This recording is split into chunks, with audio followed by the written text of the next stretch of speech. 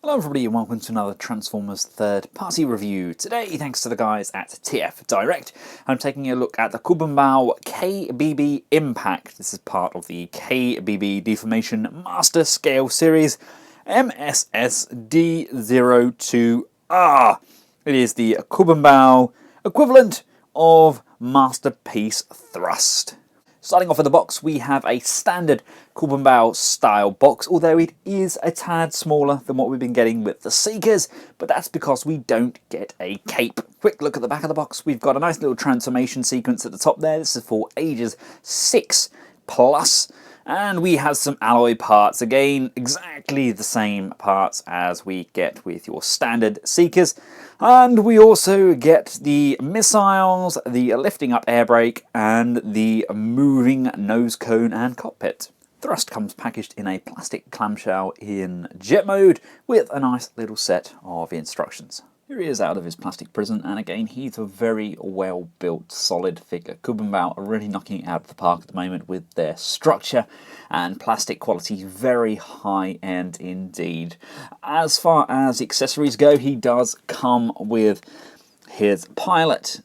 He actually comes with two pilots as opposed to a pilot and a doctor, and both cast in this amber-style plastic. And this one has a small peg still attached to his leg where he's been broken off from the sprue. Haven't actually seen many things like that from Kubianbao in the past, but there we go, there's always a first. We get two alternative missiles as opposed to the ones that come as standard, which are more like his cartoon appearance. These unfortunately do not fire. We've been getting firing missiles with the other Seekers. They haven't given us any firing missiles with Thrust.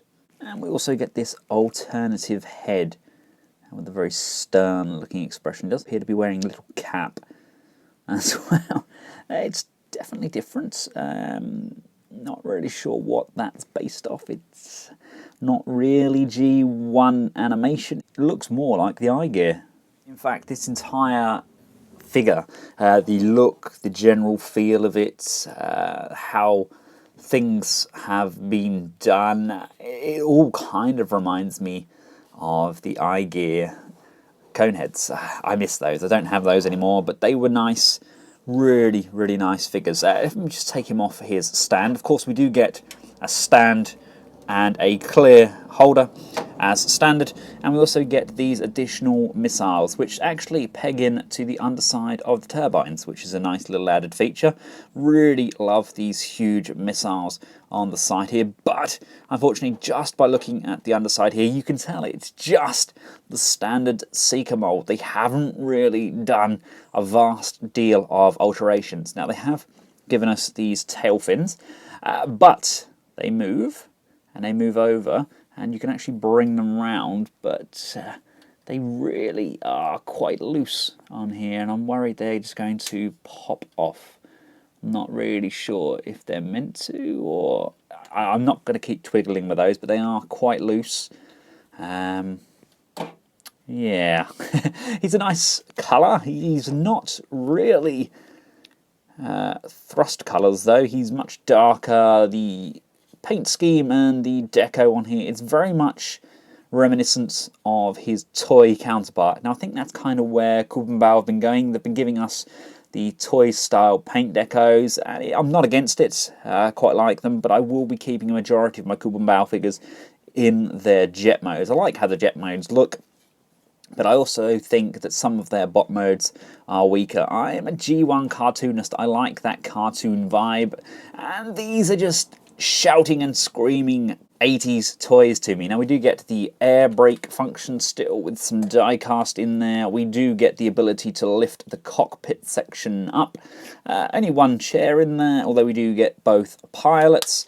There's the landing gear section underneath here. We get the landing gear sections here. We do get a tab here for Megatron, although we don't actually get Megatron and the clip included. That's a shame. I mean, they didn't even really fill the hole. That just proves they have just literally reused this mold. There's a lot of weight to him. There's a lot of die cast in these lower sections. It's a good, solid jet mode. And here we have him alongside the official Masterpiece Thrust, the MP11NT. As you can see, there is a vast difference in colour. Takara had done a very nice job with the colouring of Thrust. It's a very good kind of animation style colouring, and again, they haven't really gone for the toy style look. They've gone for a kind of a cartoon accuracy with their kind of grey sections on the wings, and the transformation for the Takara version is very nice. I love what they do with the head of Thrust. It's a very nice change, as well as having the wings dipped down. But having these two in hand, build quality wise, KBB actually pegs together a lot better than what the Takara version does, and the joints are a lot tighter. If you can see it on camera, the red is actually got like a metallic flake to it as well. It's hard to pick up, but again, I'm not convinced by the colour. I don't think the colour's even really toy accurate. The toy was more maroon than this, but if you're looking for a cheap looking thrust and jet mode, it's definitely a good contender. And just a quick look at the underside. Obviously I do have these missile pods plugged in, but it's pretty much the same. We don't get this hole here where they have the head based on the ball joints. There's a visible hole on the underside of Thrust, and we don't get the cartoon looking knee pads. The knee pads I actually really like. I'm waiting to get my Yes model version of Thrust. He's waylaid. He was actually shipped before everything else, and he's shown as leaving China, and it's not here. It's been about a week and a half. I won't get worried just yet, but he should definitely have been here by now. I fear that some little person in a post office is playing with my Yes model Thrust, but TF Direct are looking into it. They, of course, are concerned about it, and they're going to check to make sure it hasn't gone walkabouts. Obviously, once I get him, I will compare all three.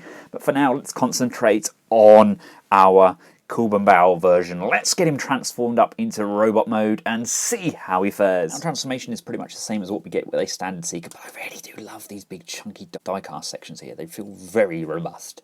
Let's go and start with his null rayish missile looking things. You want to flip those up and rotate them around like so, so they're going to be facing downwards. You want to do that with both sides. Tab this small section up on the wing, and of course make sure we unplug those missile pods. We can now grab the leg section, and giving it a slight wiggle and a tug, we can extend those legs. Lift and untab these feet. They are ridiculously tight. You may have to give it some oomph to get those out. You want to slide up these leg pegs like so until it clicks into place. Split the legs, lift this tab section up, and flip out this heel spur section. Again, it's a very tight joint. It's very difficult to get that out of there. You really have to get your fingers stuck in and bring that section back down. Grab this section here and pop this off the tab. Now this next step should be pretty straightforward. You untab the wings from the top here, and you lift this section up. But, as you can see, my hinges shattered. I literally bent it up to this point, and then rather than it rotating over like it should, both hinges on both sides have actually shattered. Couldn't believe my luck. It's completely snapped. It's very, very tight, and they've actually either coated the paint on too much. Maybe I should have blown on it with a hairdryer, but I've never had to do anything like this at all with any of my Kubianbao figures, and that's really disappointed me. We can flip the tab up on the shoulder here, which allows it to tab in and secure. I mean, I need something to hold that in now, don't I? And that really does tab in very firmly once it's in. Let's push that in like so. It's going to hold on there, but really disappointed with that. Kubianbao, you guys have really miffed me off. Come around to the shoulder sections. You want to untab these. You want to bring them forwards rotate them outwards. And as you rotate them outwards, you want to turn the upper bicep and bring the fists down. We can then untab the middle section, split them into two. Now remember, they are pinned in. If you remember, my Starscream pin came away. So just rotate it outwards and around, but just be really mindful that these pins aren't set particularly well, and locate both on either side of the chest. Then once you come around to the cockpit section, move it down, lift this section up, rotate the glass section up and over, and close that section off. You then want to come around to the nose cone, thread this section up and through. And as we bring that up, you can see the head section is going to just pop up. There's a lot better clearance with this head than there is with your standard Seekers. Bring the shoulder section down and down on both sides. And then as you can see, there's this nice big tab section here, which is going to tab in to the lower section of the torso, like it does with the standard Seekers.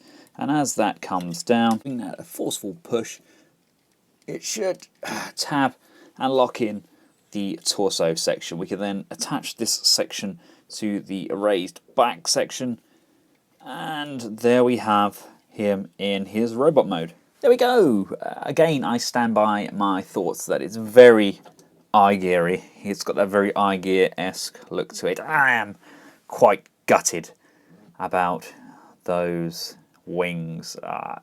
Nothing I did wrong, it just didn't want to bend at all.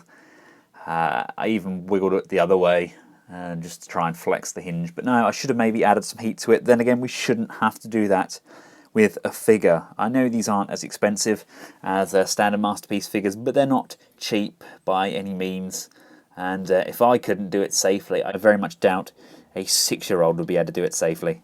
Taking a look at that head sculpt, it's not fantastic. They've literally coked the white paint on there. It's very sloppy. It looks like he's got a bit of a moustache going on.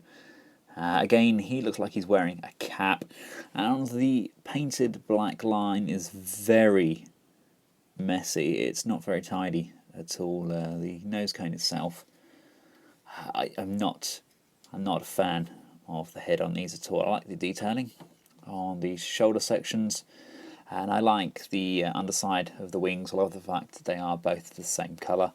But that's about it. Again, they've gone for the MP-03 style hips and waist to try and give us a little bit more articulation in there. The peg is really, really good. Nothing falls off. Well, maybe the wings will, but we do still get the same articulation. I've been told I have to lift these up this way, and I have to lift these up this way to see how much they move the chest section. It's not a great deal of movement there. It's quite tight. The wings have started to pop off again, but it may be because the hinges have snapped. We get upper bicep rotation. We get double joint on the elbow. We do get some sprue marks throughout some of the mould. We get the standard articulation on the hands that we get with all of their Seekers. As you see, there is a little bit of waist swivel. The head is actually more articulated than any of the Seekers I've had to date. It can look up ridiculously. We can look down, we can look left and right, we can almost look quizzical. We have two hip skirts which allow us to move the legs that far forwards. Very nice tight ratchet there. That far backwards. Moving the wings out of the way, we can come out to the side. That's about as far as we can go sideways. We do get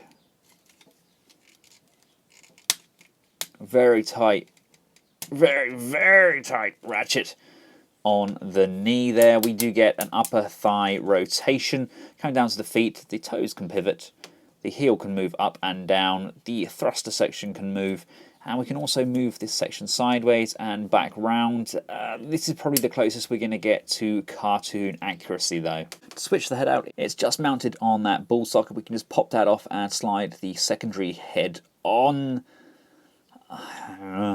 What do you guys think is the better head? Is there one? Here he is alongside some of the Seekers, so he definitely doesn't look out of place in a collection, although his head does look somewhat small. And here he is alongside the Takara offering. Now, you know me, I'm Ben, king of all KOs, but Takara have this one hands down. I'm just not a fan of how the Kubianbao one looks. I don't like the fact the wings don't drop down either. That's a big thing for me. I love that cartoon accuracy. I love how the wings are down on the official figure. Yes, he has a very strange looking head, which is semi-cartoon accurate.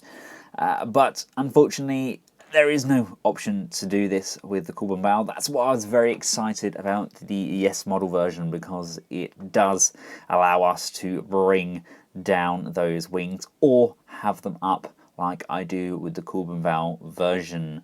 Now, there is always the upside that his waist is a little bit wobbly because it can't actually tab in. Of course, he isn't. It depends what you want from a toy. If you can get one of these and the wings don't snap off, then it's a good filler, I guess. I'm going to have them in the jet mode. That's my choice. I don't think he is as good as their Seekers. I like they've tried to use their initiative and make their own version of the figure, but I think basing it on something that maybe iGear did, which is, in my opinion, a little bit dated now, just doesn't quite fit in with the rest of the Masterpiece line. Let me know your thoughts in the comments section below, and if you found this video useful, give it a big thumbs up, feel free to share it, and of course subscribe. If you want to see more from these Kubianbao figures, then please feel free to click any of the links on this side, and until next time, from myself and Impact, until next time, goodbye.